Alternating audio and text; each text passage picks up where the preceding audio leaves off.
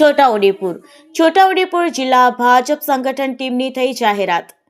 જિલ્લા ભાજપ પ્રમુખ ઉમેશ રાઠવાએ કરી જાહેરાત. પ્રદેશ ભાજપ પ્રમુખ તથા પ્રદેશ મોવડી મંડળ સાથે ચર્ચા વિચારણા કરી સંગઠન ટીમને કરી જાહેરાત. 8 જેટલા જિલ્લાના ઉપપ્રમુખ, 3 જેટલા મહામંત્રીની કરી જાહેરાત. મંત્રી, કોષાધ્યક્ષ, કાર્યાલય મંત્રી સહિત વિવિધ મોરચાના હોદ્દેદારોની કરી જાહેરાત. જિલ્લા ભાજપ સંગઠનની ટીમની જાહેરાત થતા કાર્યકર્તા અને હોદ્દેદારોમાં ખુશીની લહેર. રિપોર્ટર મોહસિન સુરતી, છોટાઉદેપુર.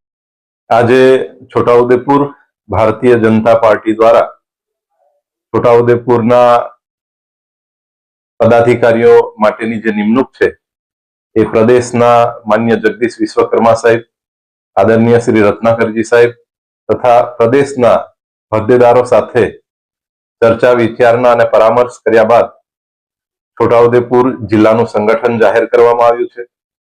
એમાં 8 જેટલા જિલ્લાના ઉપપ્રમુખ, 3 મહામંત્રી, 8 મંત્રી, 1 કોષાધ્યક્ષ, આમ કરીને 20 જેટલા લોકોની નિમણૂક કરવામાં આવી છે.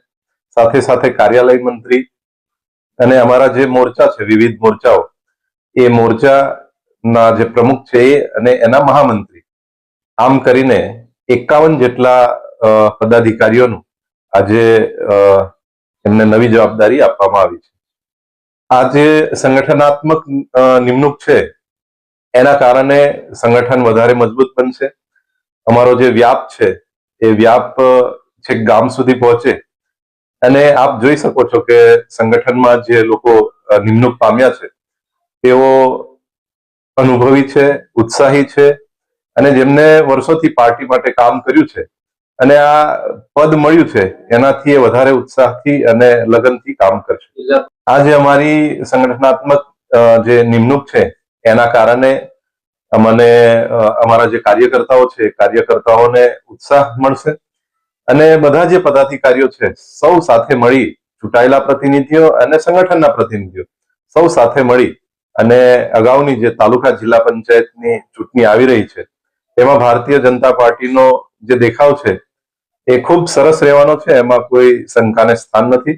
અમને બધાને જ વિશ્વાસ છે કે ફરીથી બધી જ તાલુકા પંચાયત અને જિલ્લા પંચાયતમાં ભારતીય જનતા પાર્ટી મજબૂતાઈથી બેસશે.